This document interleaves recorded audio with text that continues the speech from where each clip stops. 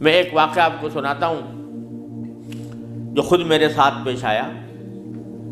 میرے پاس کئی سال پہلے کی بات ہے، جرمنی سے ایک صاحب کا میرے پاس خط آیا اور انہوں نے اپنا حال یہ لکھا کہ میں پاکستان میں تھا اور وہاں سے پھر میں روزگار کی تلاش میں جرمنی آ گیا۔ جرمنی جب آیا تھا تو اس وقت دین کا کوئی احساس میرے دل میں نہیں تھا، دین کی کوئی فکر میرے دل میں نہیں تھی۔ میں صرف دنیا کمانے کے لیے یہاں پر آ گیا تھا، تو نہ اپنے دین کی کچھ خبر تھی، نہ معلومات تھی، نہ اس پر عمل تھا۔ لیکن یہاں پر رہتے رہتے میں نے ایک کرسچن لڑکی سے میرے تعلقات ہو گئے اور پھر میں نے اسے شادی کر لی۔ شادی کے بعد بھی کوئی دین کی طرف رغبت پیدا نہیں ہوئی، کوئی احساس پیدا نہیں ہوا۔ لیکن جب اولاد ہو گئی اور اولاد ذرا نشو و نما پانے لگی، ذرا سی وہ سمجھدار ہونے لگی، تو اس وقت میں نے دیکھا کہ میری کرسچن بیوی وہ اولاد کو کرسچینٹی پڑھا رہی ہے اور کرسچینٹی کی تعلیم دے رہی ہے۔ تو اس وقت میرے دل کا اندر کا سویا ہوا مسلمان جاگا کہ یہ میری اولاد ہے اور یہ کرسچن بننے جا رہی ہے، میری بیوی اس کو کرسچینٹی پڑھا رہی ہے۔ تو میں نے اپنی بیوی سے کہا کہ تم اس کو یہ کرسچینٹی مت پڑھاؤ۔ بیوی نے کہا میں کیوں نہ پڑھاؤں، یہ میری بھی اولاد ہے اور میں اس کو حق سمجھتی ہوں، تو اپنی اولاد کو بھی ویسے ہی بنانا چاہتی ہوں۔ میں نے کہا نہیں، کرسچینٹی حق نہیں ہے، اسلام برحق ہے۔ تو اس نے کہا مجھے ثابت کرو کہ کیوں برحق ہے اسلام اور کرسچینٹی میں کیا خرابی ہے۔ تو اب میرے پاس علم تو تھا نہیں، مجھے اپنے دین کا بھی پتہ نہیں تھا، کرسچینٹی کا بھی پتہ نہیں تھا، لہذا جب وہ بات کرتی تو میں اس کا جواب دینے کے لیے کی پوزیشن میں نہیں تھا، اس کے سوالات کا جواب نہیں دے سکتا تھا، اس کے اعتراضات کا جواب نہیں دے سکتا تھا۔ تو میں اس مشکل میں ہوں کہ میری اولاد وہ میری بیوی کی تعلیم و تربیت کے نتیجے میں کرسچن بننے جا رہی ہے اور میرے دل پر آرے چل رہے ہیں، میں کچھ کر نہیں سکتا۔ تو آپ مجھے کوئی طریقہ بتائیے۔ یہ خط میرے پاس آیا تو میں نے اللہ تبارک و تعالیٰ سے دعا کی کہ اللہ کوئی ایسی تدبیر اس دل میں ڈال دیجیے کہ جس سے اس بیچارے مسلمان کی مشکل حل ہو۔ تو میں نے اس کو لکھا کہ ایک تو میری کتاب ہے واٹ از کرسچینٹی کے نام سے، جس میں کرسچینٹی کے بارے میں تفصیل ہے، تو وہ کتاب میں نے بھیجی اور ساتھ میں اس سے کہا کہ آپ اپنی بیوی سے بحث کرنا بند کر دیں، کیونکہ بحث کرنے سے کچھ فائدہ نہیں ہوگا، آپ کو خود معلومات نہیں ہے اور بحث کرنے سے ویسے بھی فائدہ نہیں ہوتا۔ جب بحث مباحثہ شروع ہوتا ہے تو ہر ایک آدمی چاہتا ہے دوسرے کو زیر کر دے، اس سے کوئی خاص فائدہ نہیں ہوتا۔ تو آپ بحث کرنا تو بند کر دیں، البتہ ان کو دو باتوں پر آمادہ کر لیں۔ ایک بات تو یہ کہ اس سے یہ کہیں کہ بھئی خدا کو تم بھی مانتی ہو اور میں بھی مانتا ہوں، اور یہ بھی مانتی ہو کہ خدا سے دعا کی جاتی ہے، تو آؤ ہم دونوں بیٹھ کر یہ دعا کریں، اکٹھے بیٹھ کر یہ دعا کریں کہ یا اللہ اگر اسلام برحق ہے تو ہمارا سینہ اسلام کے لیے کھول دیجئے، اس پر عمل کی توفیق عطا فرمائیے، اور اگر کرسچینٹی برحق ہے تو پھر کرسچینٹی کے اوپر ہمارا دل کو مطمئن کر دیجئے۔ دونوں مل کے یہ دعا کیا کریں۔ ایک تو اس بات پر اس کو آمادہ کریں، دوسرے اس بات پر آمادہ کریں میں کتاب بھیج رہا ہوں کہ وہ کتاب کا مطالعہ کر لیں۔ میں نے یہ لکھ تو دیا، اللہ تعالیٰ سے دعا بھی کی کہ اللہ میں نے لکھ تو دیا ہے، اس کو مؤثر و مفید بنا دیجئے۔ کچھ عرصے کے بعد اس ساتھی کا خط آیا، اس نے لکھا کہ الحمدللہ میری بیوی نے آپ کی دونوں باتیں تو مان لی ہیں اور کہا کہ یہ دعا بھی کروں گی اور یہ کتاب بھی پڑھوں گی، لیکن ابھی کوئی فرق نہیں آیا، معاملہ جوں کا توں ہے۔ تو میں نے پھر ان کو خط لکھا کہ آپ گھبرائیں نہیں اور اس عمل کو جاری رکھیں، دعا کرتے رہیں، تو گھبرائیں نہیں۔ اس کے کچھ عرصے کے بعد ان کا خط آیا میرے پاس، اس میں انہوں نے لکھا کہ عجیب و غریب واقعہ ہو گیا وہ یہ کہ میری بیوی وہ کسی جگہ کوئی ڈگری کورس کر رہی تھی، اس سلسلے میں یونیورسٹی گئی، اور یونیورسٹی سے واپس آتے ہوئے ہم دونوں واپس آ رہے تھے، وہ گاڑی ڈرائیو کر رہی تھی، میں اس کے برابر میں بیٹھا ہوا تھا، تو اچانک اس نے گاڑی ایک جگہ روک کر اور اس نے اپنا سر اسٹیئرنگ کے اوپر جھکا لیا اور بے تحاشا رونے لگی۔ میں سمجھا کہ خدا نہ کرے اس کے اوپر کوئی دل کا دورہ پڑا ہے یا کوئی تکلیف ہوئی ہے، تو میں پریشان ہوا۔ میں نے پوچھا کیا بات ہے، تو روتے روتے اس سے بولا نہیں جا رہا تھا۔ بمشکل جب میں نے بار بار پوچھا تو اس نے ایک جملہ کہا کہ میں اور کوئی تکلیف نہیں ہے، بس مجھے تم مسلمان بنا، اسلام میں قبول کرنا چاہتی ہوں۔ کہتے مجھے اپنے کانوں پر اعتبار نہیں آیا کہ یہ وہی عورت ہے کہ جو اتنی شدت کے ساتھ مجھ سے بحث کیا کرتی تھی، اور اب یہ کریے کہ میں نے کیا کہا، تو بار بار میں نے اس سے پوچھا تو اس نے کہا کہ نہیں، میں سچ کہہ رہی ہوں کہ مجھے مسلمان ہونا ہے، تو مجھے کہیں لے جا کر مجھے مسلمان بناؤ۔ میں پھر اس کو فوراً اسلامی سینٹر میں لے گیا، وہاں جا کے اس نے کلمہ شہادت پڑھا، مسلمان ہوئی،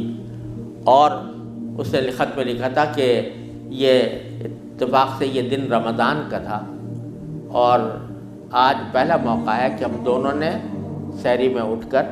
ہم دونوں نے اکٹھا روزہ رکھا ہے، اور آپ کو خط لکھ رہے ہیں، اور دوسرا خط میری بیوی کی طرف سے ہے۔ تو دوسرا خط اس کے ساتھ تھا اس کی بیوی کی طرف سے، اور اس نے مجھے لکھا تھا کہ میں آپ کا شکریہ ادا کرتی ہوں کہ آپ نے مجھے ایک ایسا طریقہ بتایا جس کے ذریعے اللہ تبارک و تعالیٰ نے مجھے ہدایت عطا فرمائی۔ تو یہ میرے خود اپنے ساتھ پیش آیا ہوا واقعہ ہے۔ اللہ تعالیٰ سے اگر ہدایت مانگی جاتی ہے وہ دعا رد نہیں ہوتی۔ یعنی بہت سی دعائیں جو ہم دنیا کے لیے مانگتے ہیں کہ یا اللہ ہمارا روزگار لگ جائے، ہماری دولت میں اضافہ ہو جائے، اس میں ضروری نہیں کہ اللہ تبارک و تعالیٰ وہی چیز دے دیں جو آپ نے مانگی ہے، اس لیے کہ بعض اوقات اللہ تعالیٰ کے علم میں ہوتا ہے کہ یہ چیز اس کو دیں گے تو اس کے لیے نقصان دہ ہوگی، کوئی اور چیز دے دیتے ہیں، اس سے اچھی چیز دے دیتے ہیں۔ بعض مرتبہ آدمی مانگتا ہے کہ مجھے میری دولت میں اضافہ ہو جائے، لیکن اللہ تعالیٰ جانتے ہیں کہ اس کی دولت میں اضافہ ہوگا تو پتہ نہیں یہ کس وادی میں جا کے گرے گا، لہذا وہ نہیں دیتے اس کو، لیکن دعا کا ثواب اس کو دے دیتے ہیں۔ اسی طریقے سے بعض اوقات دنیا کے بارے میں اگر یہ ہو کہ بھئی یا اللہ میاں مجھے محسن فرض کرو کہ بیمار ہے تو شفا مل جائے، تو بیماری کے اندر بعض اوقات اللہ تعالیٰ جانتے ہیں کہ اس کا بیمار رہنا ہی اس کے حق میں زیادہ فائدہ مند ہے، تو وہ بعینی ہی وہ چیز نہیں دیتے لیکن اس سے اچھی چیز عطا فرما دیتے ہیں۔ یہ اللہ تبارک و تعالیٰ کی سنت ہے دنیاوی چیزوں کے بارے میں۔ لیکن اگر کوئی ہدایت مانگے سچے دل سے، یا اللہ مجھے ہدایت دے دے، یا اللہ مجھے سیدھے راستے پر چلنے کی توفیق دے دے، یا اللہ میری اولاد کو سیدھے راستے پر چلنے کی توفیق دے دے، تو یہ دعا رد نہیں ہوتی، اور یہ دعا ضرور قبول ہوتی ہے بشرطے کہ مانگنے والا ہو، سچے دل سے مانگے، خشوع کے ساتھ مانگے، اللہ تعالیٰ سے مانگنے کے انداز میں مانگے، تو اللہ تبارک و تعالیٰ وہ دعا رد نہیں فرماتے۔ بلکہ میرے شیخ حضرت عارفی رحمۃ اللہ علیہ فرمایا کرتے تھے کہ اپنے اللہ میاں سے جب کوئی مانگو تو مچل کر مانگا کرو، یعنی اپنے اللہ میاں سے باتیں کیا کرو، کہہ دیا کرو یا اللہ یا تو مجھے ہدایت دے دیجئے ورنہ آخرت میں مجھ سے مواخذہ نہ فرمائیے گا، یا تو مجھے ہدایت دے دیجئے، گناہوں سے بچا لیجئے، اپنی نافرمانیوں سے بچا لیجئے، یا پھر آخرت میں میری گرفت نہ فرمائیے گا۔ تو بندہ جب اس طرح مانگتا ہے تو اللہ تبارک و تعالیٰ ضرور عطا فرماتے ہیں، ہدایت ملتی ہے، اور ساتھ ساتھ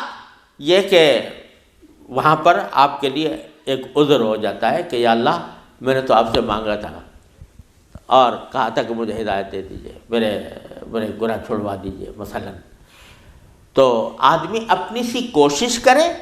اور باقی کام کے لیے دعا کرے، صرف دعا بھی کافی نہیں ہوتی، اپنی سی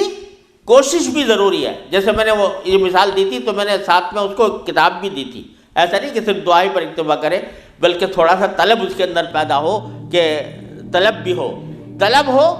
اور اس طلب کے لیے کوئی عملی اقدام اپنا سا کرے، اس کے بعد اللہ تعالیٰ سے مانگے تو اللہ تعالیٰ رد نہیں فرماتے۔ حضرت مولانا رومی رحمۃ اللہ علیہ فرماتے ہیں، مثنوی والے مولانا رومی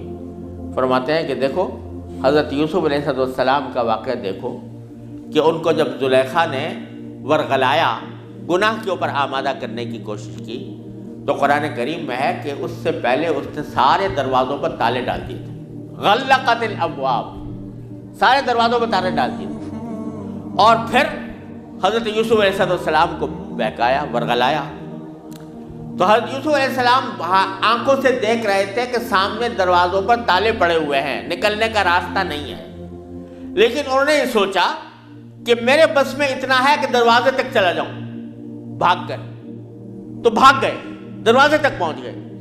اور وہاں جا کے مانگا اللہ تعالیٰ سے کہ یا اللہ یہاں تک پہنچنا تو میرا کام تھا، آگے دروازے سے باہر نکالنا اور اس گناہ سے مجھے بچانا آپ کا کام ہے۔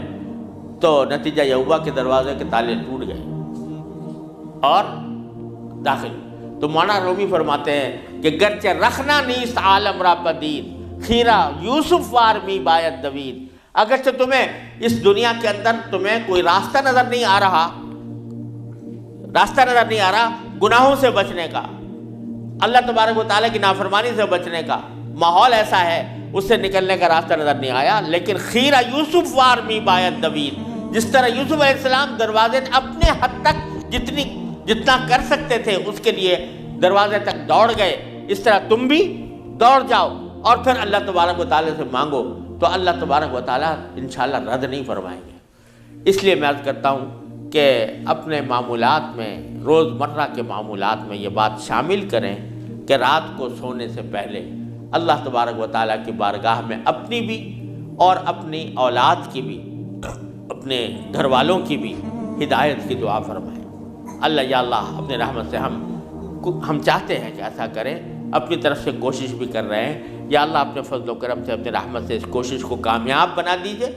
اور ہمارے دلوں کو پھیر دیجئے۔ قرآن کریم حضور اقدس صلی اللہ علیہ وسلم دعا تلقین فرمائی، یا مصرف القلوب صرف قلوبنا علی طاعتک، اے وہ ذات جو دلوں کو پھیرنے والی ہے، اے اللہ ہمارے دلوں کو اپنی طاعت کی طرف پھیر دیجئے، اپنی اطاعت کی طرف پھیر دیجئے۔ یہ دعا سرکار دو عالم صلی اللہ علیہ وسلم تلقین فرمائی۔ تو یہ دعا ہر روز بندہ مانگے اللہ تبارک و تعالیٰ سے، انشاءاللہ رد نہیں ہوگی، انشاءاللہ ضرور کامیابی ہوگی۔ اپنی طرف سے کوشش جاری رہے اور ساتھ ساتھ اللہ تعالیٰ سے مانگتے رہیں، انشاءاللہ یہ کوشش کبھی رائے گاہ نہیں جائے گی، اللہ تبارک و تعالیٰ اس کو ضرور قبول فرمائیں گے۔